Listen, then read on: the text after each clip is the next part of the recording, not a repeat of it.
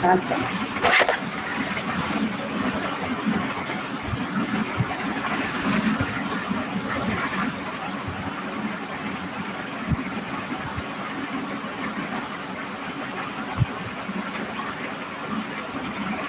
So on the sides பத்தி பார்க்கணும்னா dorsal side and ventral side, upper and the lower side, and lateral sides பார்த்தீங்கன்னா right and the left side.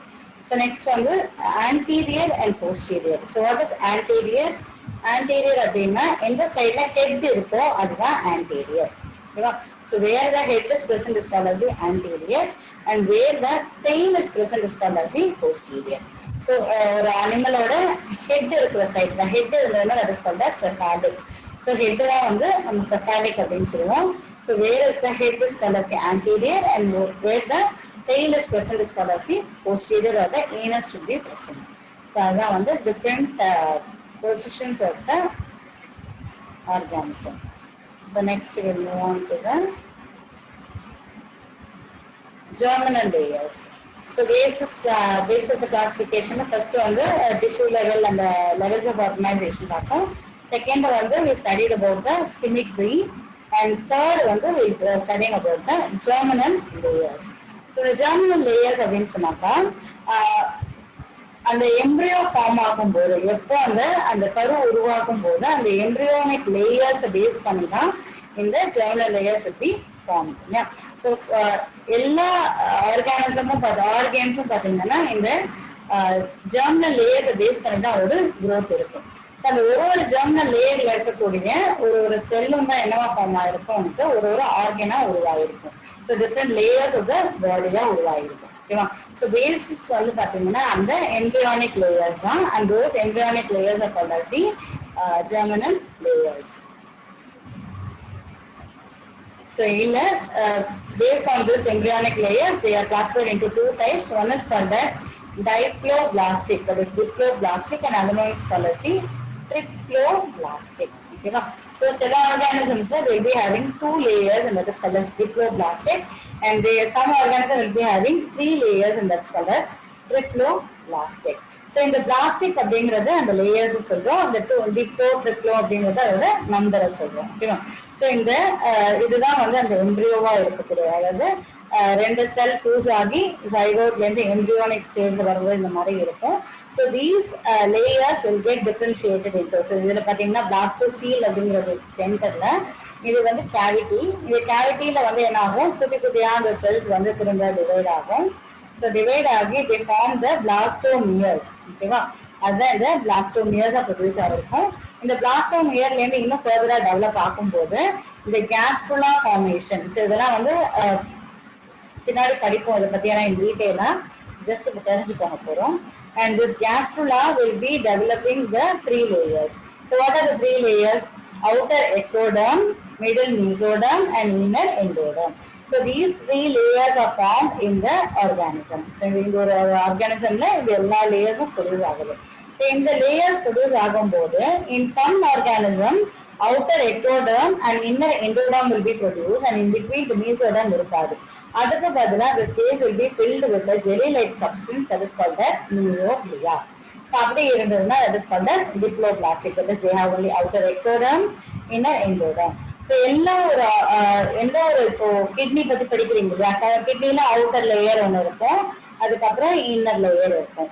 So அப்படியே எல்லா ஆர்கானுக்கும் சரி, ஒரு ஆர்கானிசமுக்கும் சரி, இது எப்படி having outer ectoderm, inner endoderm, mesoderm. நீங்க லாஸ்ட் ஃப்ரூட்ஸ் பத்தி படிச்சிருப்பீங்க இல்லையா, ஃப்ரூட்ஸோட அந்த அவுட்டர்ல இருக்கக்கூடிய தோலை வந்து நம்ம என்ன சொல்லுவோம், எக்டோடம்னு சொல்லுவோம். மீசோகார்ட், எபிகார்ட், மீசோகார்ட், எண்டோகார்ட் படிச்சிருப்பீங்க இல்லையா. ஸோ அதே மாதிரி தான் இங்க அனிமல்ஸ்ல இருக்கக்கூடிய ஸ்கின் லேயர்ஸ் பத்தி நம்ம இங்க படிக்கிறது தான் இந்த ஜெர்மினல் லேயர்ஸ். ஓகேவா? ஸோ இதுல வந்து diploblastic and triploblastic. So what is diploblastic? Will be having only two layers, and that is called as the diploblastic, and triploblastic will be having three layers. Three layers தான் என்னெல்லாம் இருக்கும், ectoderm, endoderm, and mesoderm, and two layers வரும்போது will be having ectoderm and endoderm, and they will not have the in between mesoderm layer. The mesoderm layer will be replaced by mesoglea. ஓகேவா? So இந்த mesoglea அப்படிங்கிறது என்ன பண்ணாது, அந்த ஸ்பேஸை வந்து ஒரு ஜெல்லி லைக் சப்ஸ்டன்ஸால ஃபில் பண்ணியிருக்கும். So இந்த ரெண்டு டயக்ராம்ல பாத்தீங்கன்னா தெரியும் டிப்ளோபிளாஸ்டிக் அண்ட் டிப்ளோபிளாஸ்டிக்ல you can see the difference. That is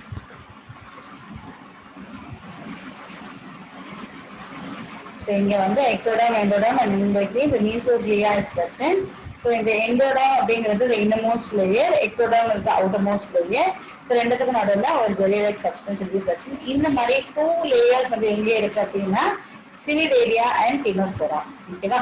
இந்த ரெண்டு phylum மட்டும்தான். அதாவது நம்ம 11 phylumல these 2 phylum only come under the diploblastic and all other phylum from Platyhelminthes to Chordata will come under triploblastic. ஓகேவா? So Platyhelminthes to Chordata வரைக்கும் எல்லாமே வந்து என்னது they will be having 3 different layers of the body wall. So they are called as the triploblastic.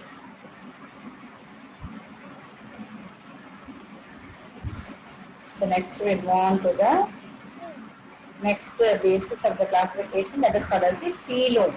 So coelom அப்படினா என்ன? coelom அப்படினா it is the body cavity. ஓகேவா? So what is body cavity?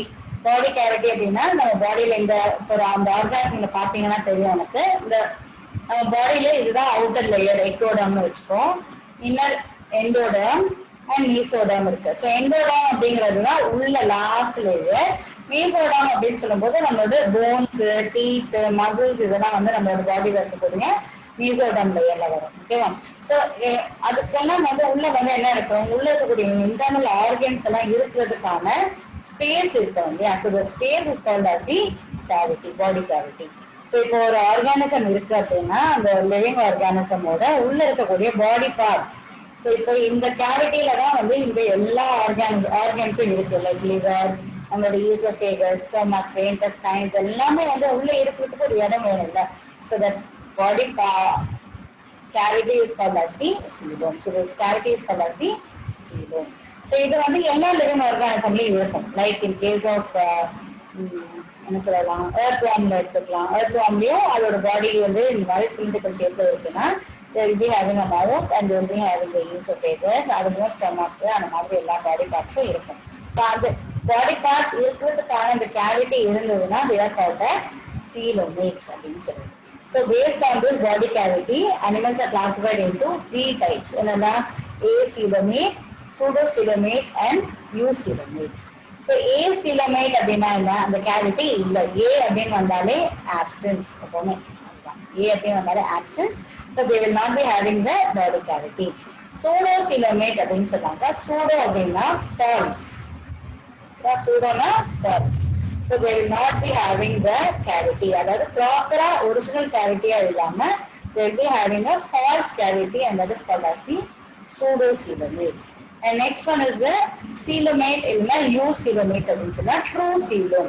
So they will be having a body cavity that encloses the internal organs, that gives space for the internal organs to be placed inside the body.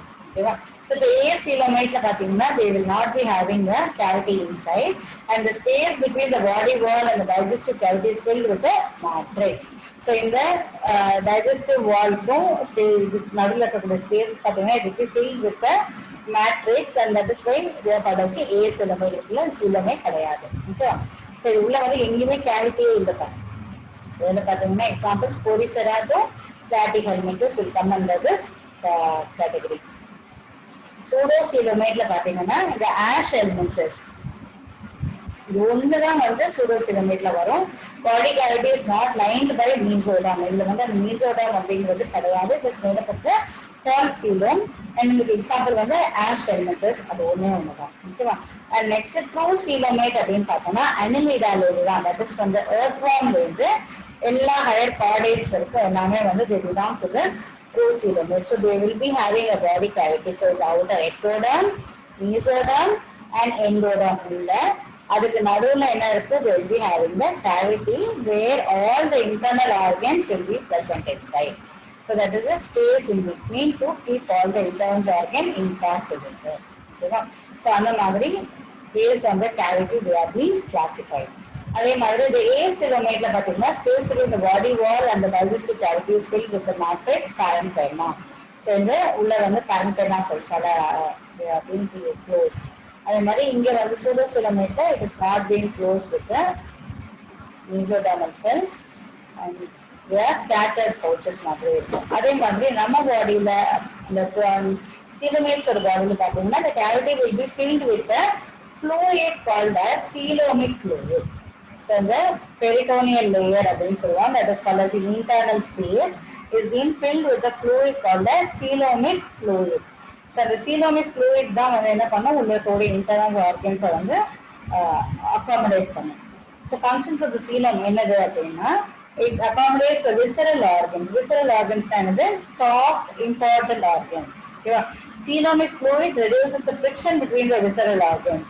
So நம்ம பாடிக்குள்ள பார்த்தீங்கன்னா இந்த ஸ்ட்ரக்சர்ல lungs, liver, stomach, pancreas எல்லாத்தையும் ஒரு tightly packed ஸ்ட்ரக்சரா நம்ம பாடிக்குள்ள ஒரு காடோட கிரியேஷனே அந்த மாதிரி தான் இருக்கு.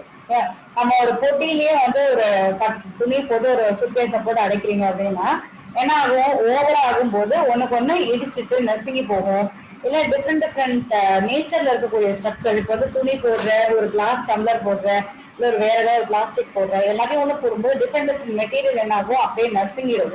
நம்ம அதுக்கு என்ன பண்ணுவோம், உடையாம இருக்கிறதுக்கு ஒரு பேப்பர் வச்சு சுத்தியோ இல்ல துணியை வச்சு சுத்தியோ நம்ம ப்ரொடெக்டிவா அதை உள்ள வைக்கிற மாதிரி நம்ம பாடிக்குள்ள இருக்கக்கூடிய இந்த இன்டர்னல் ஆர்கன்ஸ் ஒன்னொன்னும் ஒரு டிஷ்யூவால ஆனது. ஸோ ஒன்னொன்றுக்கு ஒரு மாதிரியான நேச்சர் இருக்கும். இப்போ ஹார்ட் இருக்கு, லங்ஸ் இருக்கு, பேங்க்ரியாஸ் இருக்கு, கிட்னிஸ் இருக்கு. இது எல்லாமே வந்து பாத்தீங்கன்னா ஒன்னொன்னு ஒரு மாதிரியான டிஷ்யூஸால ஆனது. ஸோ ஒன்னொன்றுக்கு ஒரு மாதிரியான ஃபங்க்ஷன்ஸ் இருக்கு. ஸோ லங்ஸுக்கு நிறைய ஸ்பேஸ் வேணும் சுத்தி, அப்பதான் நீங்க ப்ரீதிங் பண்ற ஏரை எடுத்துட்டு பலூன் மாதிரி அது எக்ஸ்பேண்ட் ஆகி சுருங்கணும். ஸோ அது எக்ஸ்பேண்ட் ஆகி சுருங்கிறதுக்கு அங்க என்ன இருக்கணும், அந்த அளவுக்கு கேப் இருக்கணும். அதே மாதிரி ஸ்டொமக்கும் வந்து உள்ள ஃபுட்டு போக போக பெருசாகும். பேங்க்ரியாஸ், லிவர்லாம் வளரவே வராது, அப்படியே தான் இருக்கும் அதோட சைஸ்ல. ஸோ அந்த மாதிரி ஒரு ஆர்கனுக்கு நடுவில் அதுக்கான ஸ்பேஸ் இருக்கணும். ஸோ ஸ்பேஸ் இருந்தா என்ன ஆகும், லோடலோடன் ஆயிடும். அது உள்ள வந்து ஸ்டார்ட் மூவிங், அந்த ஃபிரிக்ஷன் வந்துடும். அதெல்லாம் ரெடியூஸ் பண்றதுக்கு தான் இந்த coelomic fluid அப்படிங்கிறது. It is present inside those organs to absorb the shock and to give a free movement of these organs. ஓகேவா? ஸோ அந்த ஃபிரிக்ஷன், அதாவது ஒன்று எக்ஸ்பேண்ட் ஆகி சுருங்கும் போது அது உராய்வை தடுக்கிறதுக்கும் அதுக்கு வெளியிலேருந்து கிடைக்கக்கூடிய ஒரு ஷாக்கை அதை அப்சார்ப் பண்றதுக்கும் தான் இந்த coelomic fluid வந்து அதுக்கு ஒரு ப்ரொடெக்டிவ் கவரிங் லேயரா இருக்கும். ஓகேவா? So that is very very important feature of the coelomic fluids. So எல்லாமே பார்த்தீங்கன்னா அந்த ஒரு ஆர்கானிசம் அந்த development based on the evolution தான் இந்த கிளாசிபிகேஷனே வந்து சொல்லியிருக்காங்க. ஓகேவா? ஸோ நெக்ஸ்ட் கேரக்டர் என்ன அப்படின்னு பார்த்தோம்னா மெட்டாமரிசம். ஸோ மெட்டாமரிசம் நம்ம பாடியில் இந்த மாதிரி செக்மெண்ட் இருக்கா, கிடையாது. இல்லையா? So few organism only will be having this segment. இப்போ நம்மளோட பாடியில் பார்த்தீங்கன்னா you can sea the segments. இல்லையா? அதே மாதிரி இது வந்து இந்த பூரான் நீரஸ் அப்படின்னு சொல்லுவோம், அதோட பாடிலையும் இந்த மாதிரி செக்மெண்ட்ஸ் இருக்கும். You can see this kind of segments in கேட்டர்பில்லர்ல பார்க்கலாம். அதே மாதிரி மொஸ்கிட்டோஸோட பாடியில, காக்ரோச்சோட பாடியில, அது மாதிரி ஃபியூ இன்செக்ட்ஸோட பாடியில நம்ம பார்க்க முடியும். அதாவது ஆர்த்ரோபோடால வந்து நம்ம பார்க்க முடியும். ஓகேவா? So annelids and arthropoda will be having these segments in their body, and these segments are called as metamers. Okay?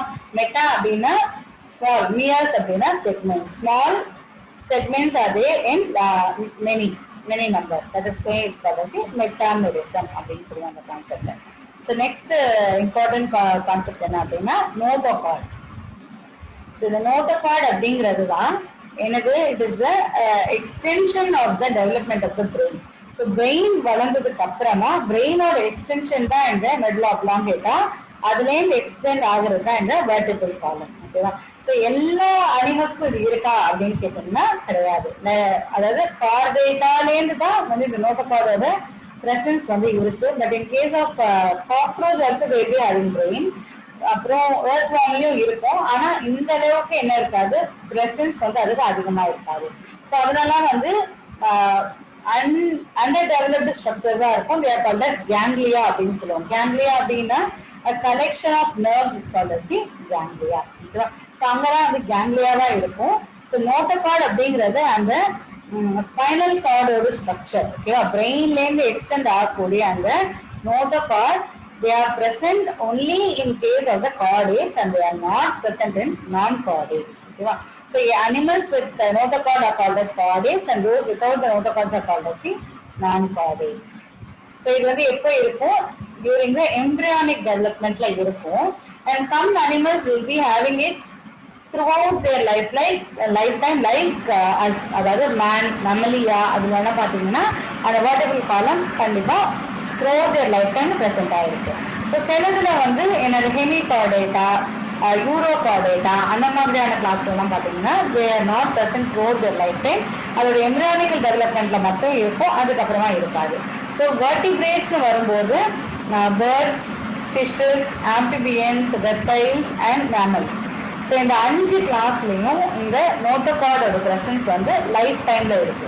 So அதுக்கு அந்த வெர்டபிள் காலம் எல்லா டைம்லையுமே இருக்கு. இப்போ ஃபிஷஸ்ல பார்த்தீங்கன்னா அது உள்ள ஸ்பைனல் கார்டு பார்க்க முடியும், ஃப்ராக்ல இருக்கு, பல்லி அதாவது ரெப்டைல்ஸ்ல இருக்கு, ஸ்னேக்ஸ்ல இருக்கு.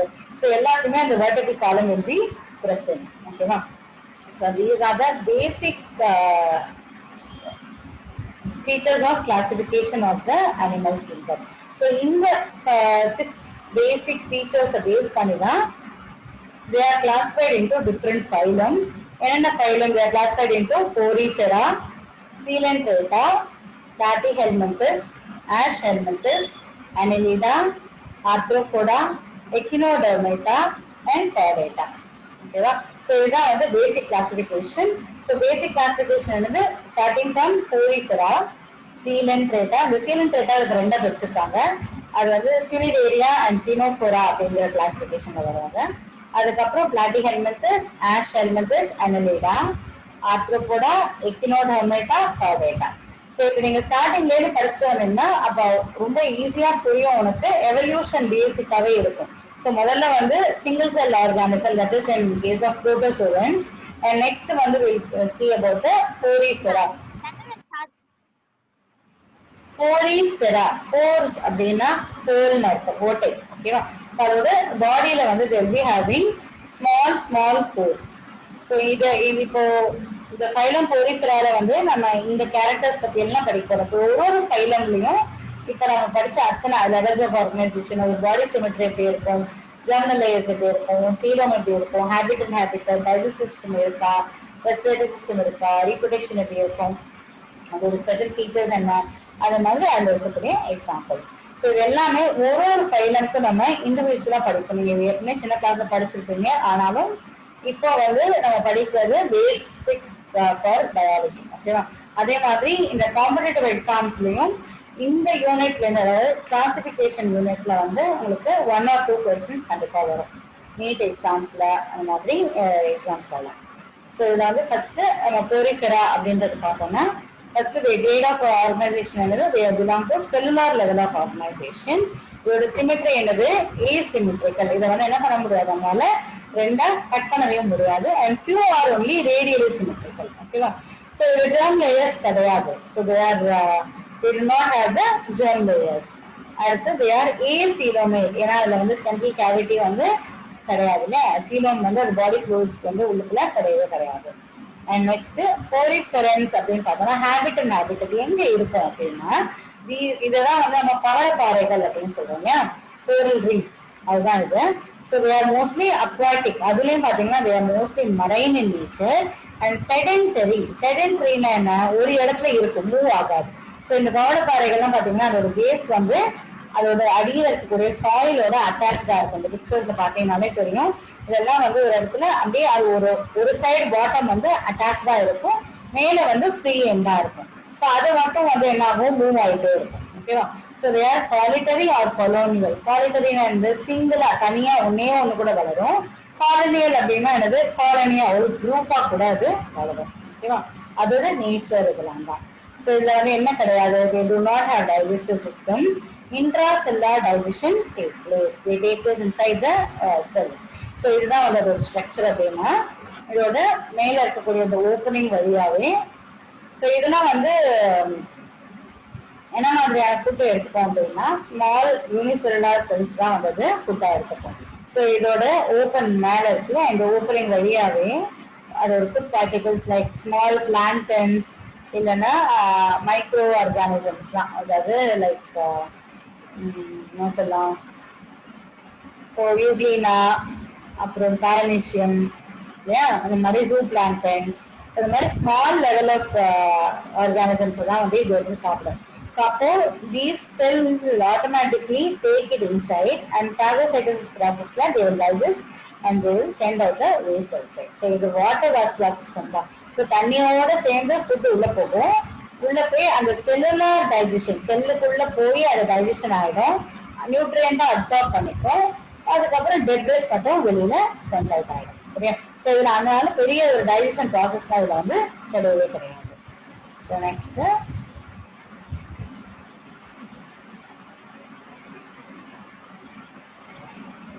ஸோ ரெஸ்பிரேட்டரி சிஸ்டம் கிடையாது, சர்க்குலேட்டரி சிஸ்டம் கிடையாது. And then reproduction. So reproduction அப்படின்னு சொல்லும்போது they will be having different type of reproduction. First one is called as asexual reproduction. So the asexual reproduction அப்படின்னு சொல்லும்போது they will be doing it through fragmentation. ஓகேவா? So 2 types of reproductions இருக்கு. asexual reproduction இருக்கு, sexual reproduction இருக்கு.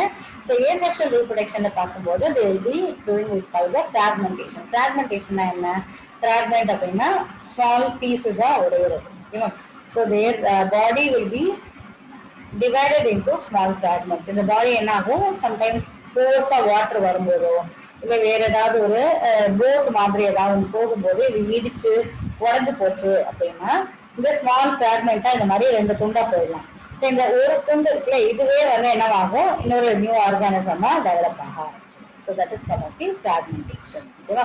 So fragmentation மெத்தட்ல they do not involve the fusion of the gametes, and that is why it's called as a asexual reproduction.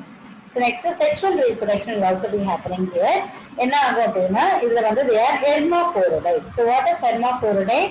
Both the male and female sex organs are present in the same individual.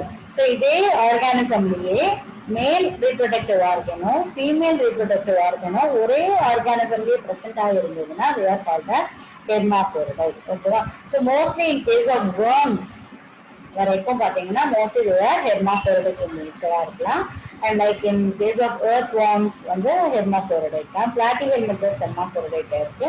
So some they are separate also. ஓகேவா?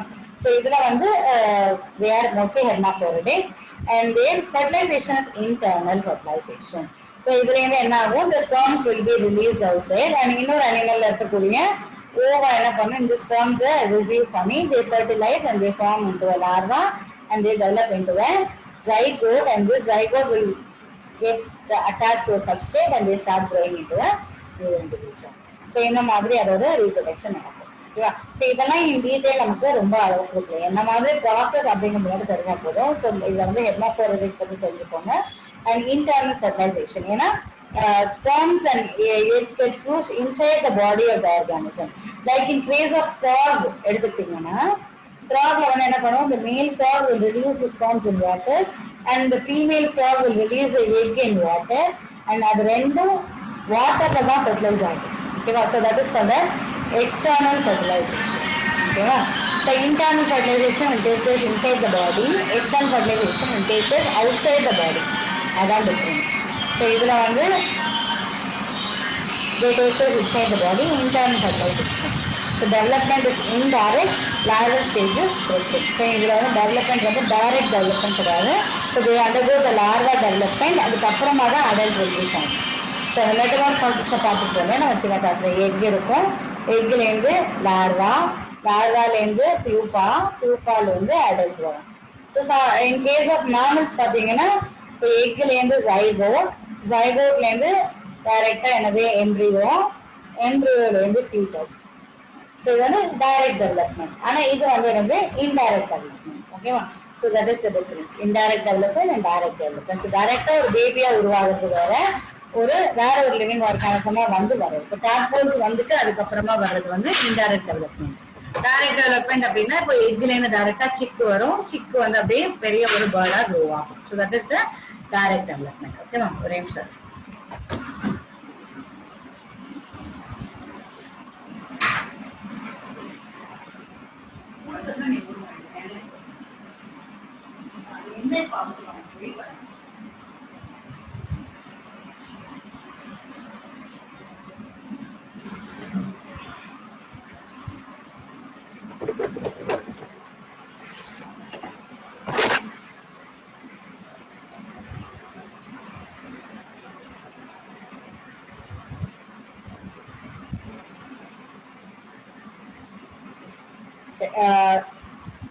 So இந்த ஃபைலம்ல இருக்கக்கூடிய special features, அதாவது unique features என்ன அப்படின்னா that is called water canal system. So போரிஃபெரன்ஸ்ல பார்த்தீங்கன்னா water canal system அப்படிங்கிறது தான் வந்து ரொம்ப இம்பார்ட்டன்ட் ஃபீச்சராக இருக்கு. So what is water canal system? So இந்த பாடியில பார்த்தீங்கன்னா they are made up of pores. இல்லையா போரிஃபெரன்ஸ்னு ஏன் பேர் வந்தது அப்படின்னா they will be having pores on their body and that is why they have the poriferan. ஓகேவா? So porifera, so the structure la pathina you can see the small holes on the body and through which the water enter into the cells. Water flow வந்து இது வழியாக உள்ள போகும், இது வெளியே வரும். So இப்படி போற வாட்டர் இப்படி வெளியே வரும். So the water போயிட்டு வரும்போது and each and every cell will absorb the water and along with the water they take in the food also, and after taking the food they will digest it and send it out of the osculum. So the opening ku pere osculum அப்படினு பேரு. ஓகேவா? So next here the water enters to the million of minute pores called as ostia. So the pores பேரு என்னது ostia and the body wall in the central cavity spongiocele. அதாவது பாடிக்கு உள்ள இருக்கிற ஒரு கேவிட்டி. ஸோ இந்த கேவிட்டி இதுதான் வந்து ஒரு ஸ்ட்ரக்சரா இருக்குன்னா இதுக்கு உள்ள இருக்கக்கூடிய இந்த cavity is called as spongiocele. Okay, and then the opening of the mouth is called as osculum. Okay, the opening is called as osculum and the holes are ostia and they enter through the ostia and enter into the spongiocele. The canal system is used for the food gathering and exchange of gases and removal of waste. So the water canal system வந்து என்ன ஆகும், அந்த water உள்ள போகும் and இது உள்ள போய் அதோட வேலையெல்லாம் முடிச்சுட்டு ஆஸ்குலம் வழியா வெளியே வந்துடும். So this is called as water canal system. So இந்த மெத்தட்ல என்னெல்லாம் பண்ணும் அப்படின்னா it will absorb take the food and they exchange gas. So நம்ம எப்படி during breathing the take in oxygen and give out carbon dioxide. So அந்த ப்ராசஸும் இது வழியாக தான் நடக்கும். அதே மாதிரி இந்த வேஸ்ட் எல்லாம் கலெக்ட் ஆகி ஆஸ்குலம் வழியாக தான் வெளியிலையும். ஓகேவா? So these are the process or the functions of the water vascular system that is present in the poriferans. So next, இதுலயே பாத்தீங்கன்னா இன்னொரு cells இருக்கு that is called as collar cells or the chanocytes. So spongioceles and canals are lined in with chanocytes. So இது உள்ள வந்து இந்த ஸ்பாஞ்சியோசீல் சொன்னாங்க உள்ள இருக்கக்கூடிய அந்த கேவிட்டி தான் வந்து ஸ்பாஞ்சியோசீல் உள்ள இருக்கக்கூடிய கேவிட்டி. ஸோ இந்த கேவிட்டியில வந்து அந்த வாட்டர்ல இருக்கக்கூடிய ஃபுட் எல்லாம் அப்சார்ப் பண்ணணும். எப்படி நம்ம நாஸ்ட்ரில்ஸ்ல பாத்தீங்கன்னா you can see hair growth இல்லையா? ஸோ இந்த எபிதீலியல் செல்ஸ் இருக்கும், அந்த எபிதீலியல் செல்ஸ்க்கு மேல வந்து இப்படி ஹேர் க்ரோ ஆயிருக்கு. ஸோ அந்த மாதிரி தான் நம்ம எப்படி நம்ம லங்ஸ்குள்ள எல்லாம் டஸ்ட் போகாம நம்ம நாஸ்ட்ரில்ஸ் வந்து என்ன பண்ணுது, அந்த ஏரை ஃபில்டர் பண்ணும்போது நம்ம மூக்குக்குள்ள அந்த அழுக்கெல்லாம் அப்படியே செட்டில் ஆயிடுது இல்லையா? ஸோ அது மாதிரி இந்த செல்ஸ்லயும் பாத்தீங்கன்னா உள்ளுக்குள்ள there are some flagellated cells and these flagellated cells are called as chanocytes. ஓகேவா? அதுக்கு என்ன பேரு, collar cells அப்படின்னு பேரு. and these collar cells only allow the food particles to enter into the mucus. So அந்த ஒரு செல்லுக்குள்ளேயும் அந்த ஃபுட்டு உள்ள போறதுக்கும் வர்றதுக்கும் வழியா இருக்குது யாரு அப்படின்னா இந்த காலர் செல்ஸ் தான். ஸோ இந்த காலர் செல்ஸ் தான் என்ன பண்ணுவோம், அந்த வாட்டர் வாஸ்குலர் சிஸ்டமோட ஃபங்க்ஷனை வந்து இவங்க தான் வந்து அது கேரி அவுட் பண்ணுவாங்க.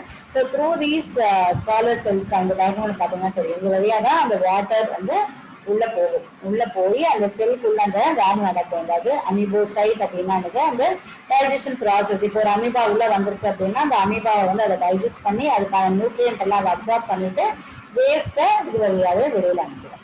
ஓகேவா? So phagocytosis of the food particle will take place inside these cells.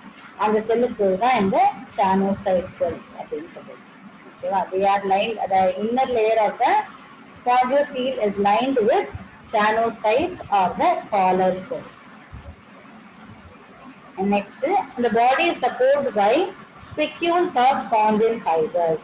So இப்போ இந்த அக்வேரியம் ஃபிஷ் டேங்க்லாம் வைக்கும்போது பார்த்தீங்கன்னா இந்த மாதிரி ஸ்பாஞ்சஸை வந்து நம்ம கடையில் வாங்கிக்கூட நம்ம ஆர்டிஃபிஷியலாக வைக்கிறோம் அப்படின்னா அது பார்த்தீங்கன்னா ஹார்டாக இருக்கும், கால்குலேட்டடாக இருக்கும். கால்சியம் வந்து டெபாசிட் ஆகி ரொம்ப ஹார்டாக இருக்கும். அந்த நீங்கள் பீச்லலாம் போய் பார்த்தீங்கன்னா இது நல்லா சீல் கூட பண்ணுவாங்க.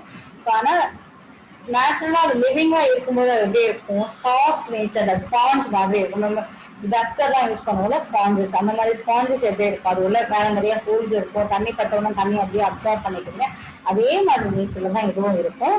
அந்த பாடி சாஃப்டா இருக்கும்போது அது என்ன ஆகாது, ஒரு சப்போர்ட்டிவா இருக்காது. ஸோ அதுக்காக அந்த பாடியில இந்த மாதிரி நிறைய sharp cells are present and they are called as the spicules. Okay, so the spicules and spongial fibers தான் அதோட பாடிக்கு என்ன கொடுக்குது, strengthen கொடுக்குது. It gives support to the animal for survival. Okay, so இதெல்லாம் வந்து சாஃப்டா இருக்கும், வாட்டர்ல பாத்தீங்கன்னா மூவ்மெண்டோட இருக்கும், பட் ஹார்டன் ஆகும்போது இந்த மாதிரி கல்லு மாதிரி மாறிடும். சரியா? ஸோ இதெல்லாம் வந்து அதோட examples of the போரிஃபரன்ஸ். First Sycon, அதே மாதிரி ஸ்பாஞ்சிலியா அண்ட் யூஸ்பாஞ்சியா அப்படிங்கிறது அதோட பேர், டிஃப்ரெண்ட் மீன்ஸ். ஓகேவா? போரிஃபரன்ஸ்.